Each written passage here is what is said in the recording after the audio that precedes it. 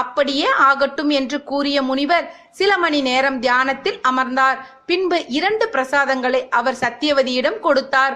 ஒரு பிரசாதத்தை குறிப்பிட்டு, இதை நீ உண்ண வேண்டும், மற்றொன்றை உன் அன்னை உண்ண வேண்டும்.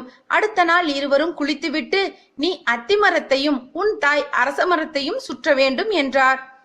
2 பிரசாதங்களையும் எடுத்துக்கொண்டு சத்தியவதி தன் தாயை சந்திக்க சென்றாள். நடந்த அனைத்தையும் தன் தாயிடம் தெரிவித்தாள். சில நொடிகள் யோசித்த சத்தியவதியின் தாய், நான் ஒன்று சொன்னால் நீ வருத்தப்படக்கூடாது சத்தியவதி. பொதுவாக எல்லா தந்தைகளும் தன்னுடைய மகன்தான் சிறந்தவனாக இருக்க வேண்டும் என்று எண்ணுவார்கள். ஆகையால் நீ உண்ண வேண்டும் என்று உன் கணவர் கூறிய அந்த பிரசாதத்திற்குத்தான் சக்தி அதிகமாக இருக்கும். ஆகையால் அதை நீ எனக்கு கொடுத்துவிட்டு எனக்காக கொடுத்ததை நீ உண்டுவிடு. மரத்தையும் அதற்கு ஏற்றாற்போல் நாம் மாற்றி சுற்றி கொள்ளலாம் என்றார். எனக்கு பிறக்க போகும் உன்னுடைய சகோதரனுக்கு